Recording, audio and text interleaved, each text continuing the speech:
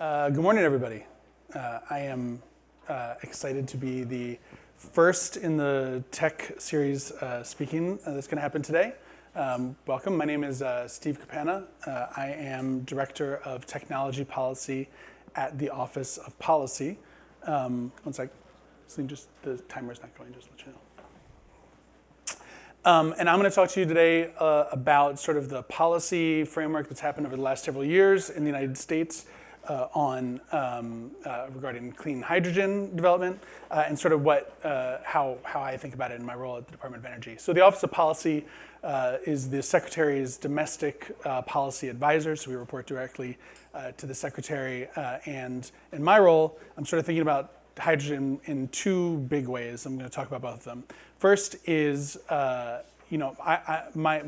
part of the Office of Policy is thinking about long-term climate solutions, what technologies we really need to get to our 2050 goals and our 2035 goals as well, but thinking really about how do we get to a net zero economy, how do we fully decarbonize, and hydrogen obviously plays an important role there.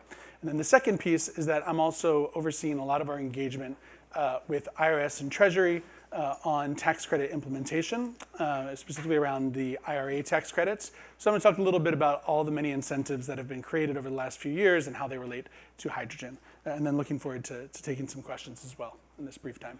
I didn't realize that I had a separate title slide, but there we go. So hydrogen in a net zero economy. Clean hydrogen is really an essential role in meeting our long-term climate goals. We, as an administration, have a goal of achieving net zero greenhouse gas emissions by 2050 and 50 to 52% reductions below 2005 levels by 2030. And earlier this year, we put out a national clean hydrogen strategy and roadmap that sets ambitious goals for clean hydrogen deployment in the United States. So 10 million metric tons by 2030, 20 million metric tons by 2040, and 50 million metric tons by 2050. For comparison, we use today in the United States about 10 million metric tons. So we're talking about fully decarbonizing all of the existing use of hydrogen or of expanding hydrogen production, but equivalent to the amount that we consume today. We also set an ambitious hydrogen shot goal. This is part of our Energy Earth Shots series. We have sort of, I'm going to lose track of how many, something like 6 or 7 Energy Earth Shots now. They're specific, ambitious goals, similar to what we did for solar as a sun shot, that are setting sort of a marker about where we need to get to really unlock deployment in key technologies. And for hydrogen, the goal that we set was $1 per kilogram by 2031 in one decade. So it's a 1-1-1 goal that was set in 2021. And just decarbonizing the existing hydrogen we have today in the world would be equivalent to decarbonizing the emissions from the UK and Indonesia combined over the course of a year. So it's really critical if we're serious about decarbonization globally and economy-wide to unlock clean hydrogen. And the key thing about hydrogen, as you all I'm sure know, is its flexibility, right? It can be used in so many different end uses, and it can be used in many of the areas where it would otherwise be difficult to decarbonize or expensive to decarbonize. There aren't great solutions. You can't really electrify. So things like, medium and heavy duty vehicles, industry, refining processes, things like that. Or even if you're trying to get to 100% clean electricity, which is another goal that the administration has set, is to get to 100% clean electricity by 2035. A lot of research has shown that once you get to very high penetrations of variable renewable energy, hydrogen plays a crucial role in sort of longer term storage and balancing the storage beyond what sort of batteries can reasonably do. So the Inflation Reduction Act really changed the game for hydrogen, as did the bipartisan infrastructure law. Just at a really high level, I'm sure everyone's sort of aware at a high level about the IRA, but want to stress the couple of things that we think are so important about it. One is the long-term stability that it provides. The Inflation Reduction Act provides incentives out for 10 years, which is unprecedented in US energy policy, basically. And for something like hydrogen, where you have a production tax credit that then lasts for 10 years, that means that projects in the 2040s are still going to be benefiting from the Inflation Reduction Act policy. So that's really longer term industrial policy than we've ever had in the United States before.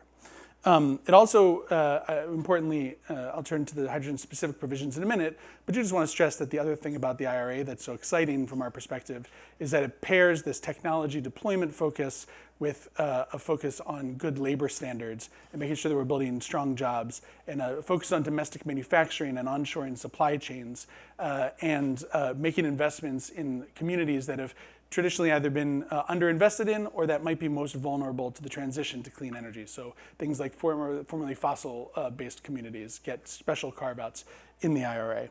And in the process, it saves American families lots of money and puts us on track to get to about 40% emissions reductions by 2030 compared to 2005. That's shy of our goal, but still pretty significant.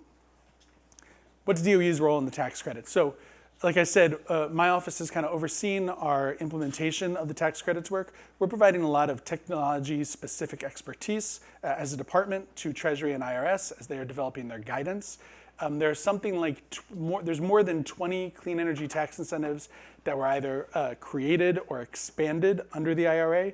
This means an unprecedented amount of work for Treasury and IRS as they work to issue guidance, sort of laying out the rules of the roads that people know how they can actually claim the credit. They can have certainty that they're going to be eligible for the credit. And I know that that's created some anxiety or impatience from the private sector as we wait for credits to be for guidance to be released on some of these credits. I guess I can just assure you that the Treasury and IRS team are working at a historically unprecedented pace to get this guidance out. And that we are providing them. We have something like 200 people across the department who are working on at least one of the credits, really trying to make sure that we're informing their decisions with the best technology expertise that we have available to us based on our long history of R&D and commercialization work on these clean energy tax credits. So I'm going to talk a little bit about some of the tax credits that are specific to hydrogen now. The big one is the Clean Hydrogen Production Tax Credit, or 45V. This provides a per kilogram production credit for clean hydrogen, and it's for facilities that begin construction prior to 2033, so by December 31st, 2032, if they commence construction. And then once they are built, they get the credit for the first 10 years of their production of clean hydrogen. What's clean hydrogen? It's defined in the law as looking at sort of a life cycle assessment from well to gate of certain different thresholds for carbon intensity. And the cleaner your hydrogen is, the more credit you get. So the largest credit, which is for those projects that produce hydrogen at 0.45 kilograms of CO2 per kilogram of hydrogen, you get $3 per kilogram credit. And again, you can get that for 10 years as long as you continue to produce clean hydrogen. And then the lowest threshold is a little bit lower. I think it's down to 60 cents per kilogram. But this is a tech-neutral tax credit, so it's envisioned that we're trying to not use as many colors, so I'll say technologies that, hydrogen produced with clean electricity via electrolysis or via SMRs with carbon capture and sequestration can all qualify at different levels of the credit. The 45Q is another credit that's part of the law. This is a carbon capture and sequestration credit. And in some cases, our analysis shows that this could be more valuable to hydrogen that is produced with steam methane reform with carbon capture equipment on it than the 45V credit. Obviously, that'll be up to the private sector to decide. But that provides a credit of between $60 and $85 per ton of carbon captured and then stored. And the value there differs based on whether or not the CO2 is used, is put in permanent geologic storage, or if it's used for EOR or otherwise consumed. For the 45V credit, this is one that I know that people are anxiously waiting guidance to come out on. And I'll just say that the Treasury Department has announced that guidance will come out by the end of the year. I can't be more specific than that, but this is one where there's obviously, I'll say that, like I said, I'm sort of overseeing all the tax credits. This is, I've talked more about clean hydrogen, I think, over the last year than any other technology. There's been a ton of stakeholder interest. But to the extent that there are additional things that you all or your organizations or companies feel like we should know as we're assisting Treasury in writing this guidance, we really do welcome the opportunity to hear from stakeholders on these questions. It's really going a long way to informing the ultimate design of the guidance. There's also some opportunities available in the 48C credit, and this project This credit is for, this is a little unique in the credits because it's not uncapped. Most of the other credits, if you produce clean hydrogen, you get clean hydrogen no matter how many, you get the clean hydrogen credit no matter how many other people get it. For 48C, you're capped at $10 billion, and so it's a competitive application process. And there are many different types of technologies that are eligible. And so it's for clean energy manufacturing facilities or for clean energy recycling facilities. And then also for industrial decarbonization projects that reduce emissions at facilities by at least 20%. So that could be, for instance, via using clean hydrogen instead of natural gas or instead of gray hydrogen. And then there's also a credit available for critical minerals processing, refining, and recycling. So the first batch of this credit, $4 billion, is out on the streets now. DOE is considering concept papers. I can say that we've gotten a lot of response. Far more projects have applied than we can fund with $4 billion. But there will be subsequent rounds to get up to that $10 billion over the next few years. And electrolyzer production, for instance, is one of the credits or one of the projects that would be qualified in this case, as would fuel cells and other things like that. And then I also briefly, and then I'll try to leave a couple minutes in case there are any questions, but briefly want to just make sure that I'm sure everyone's aware of the Hydrogen Hub program that DOE is running. We also got, so overall we got $9.5 billion in the bipartisan infrastructure law for clean hydrogen projects. So that's $7 billion for the hydrogen hubs. Importantly, it was originally $8 billion, then we decided that up to $1 billion should actually go to supporting off-takers of clean hydrogen to try to make sure that we're creating that demand for the clean hydrogen so that we're not just producing it and then it's not going anywhere. And then there's also funding for hydrogen and electrolysis R&D in the hydrogen program as well, and also for manufacturing and recycling. So I'll say, just last thing I'll say is what's next. We do think there are still some policy gaps.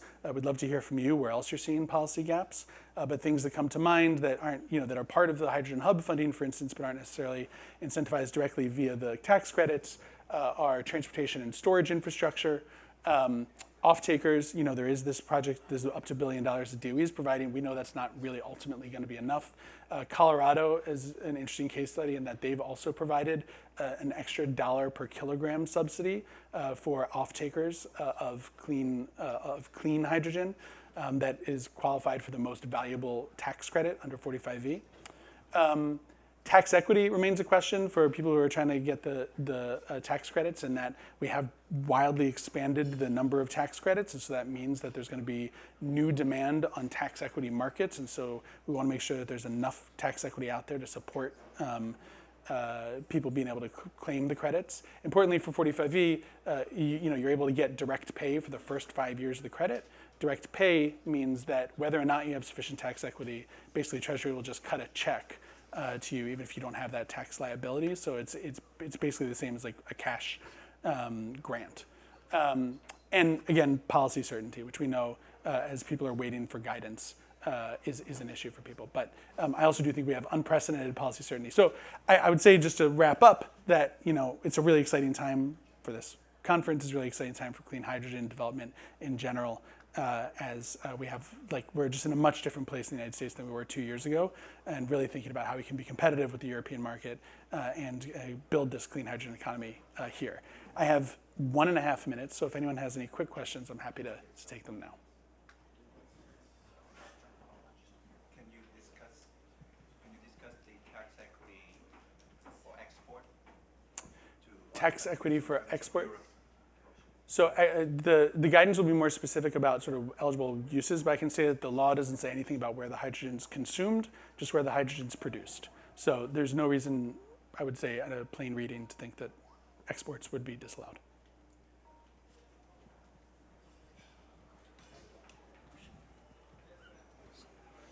Yeah, I have a quick question about, is there any tax credits going into, converting, for example, gas stations into maybe hydrogen fuel stations, anything like that going on? Or there are tax credits for charging infrastructure. I don't think there are tax credits for fuel cell stations. There's certainly no conversion grants. There may be some funding available for building up the infrastructure for fueling stations. I'd have to check on that, but not for conversion directly.